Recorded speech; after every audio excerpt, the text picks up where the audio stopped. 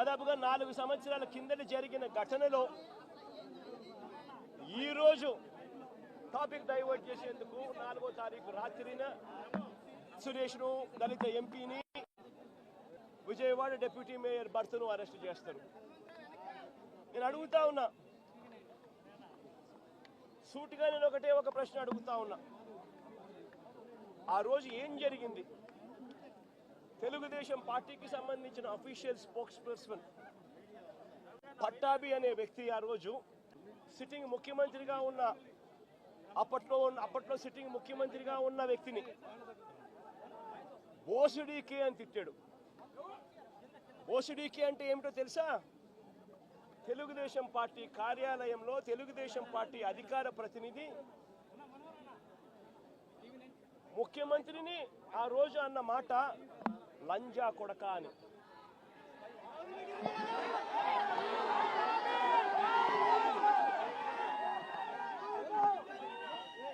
నిజంగా ఆ మాదిరిగా ఒక వ్యక్తి తిడితే రాష్ట్ర వ్యాప్తంగా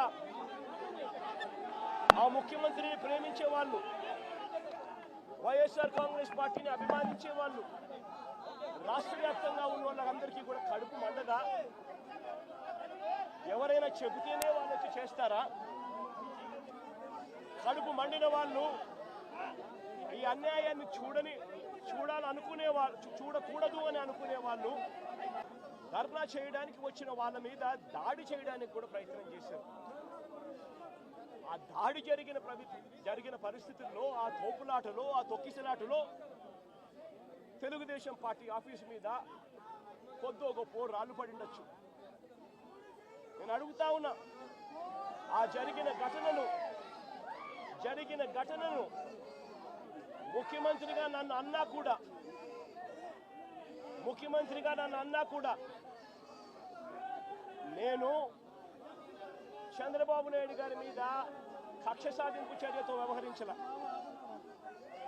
రాళ్ళు పడినాయి అని చెప్పి ఎప్పుడైతే తెలిసిందో వెంటనే అటువంటి ఆ ఘటనకు పోయిన వాళ్ళందరినీ కూడా ఎవరెవరు పోయారు అని చెప్పి ఆధారాలు చూసి, అక్కడున్న సీసీ కెమెరాలో, అక్కడున్న ఒక్కొక్క సెల్ ఫోన్ లొకేషన్స్, ఇవన్నీ ఆధారాల మేరకు చూసుకొని ఎవరెవరైతే పోయారో వాళ్ళందరినీ కూడా 41A ఇచ్చి వాళ్ళందరినీ కూడా అరెస్ట్ చూపించి కోర్టులో ప్రొడ్యూస్ చేయడం కూడా జరిగింది.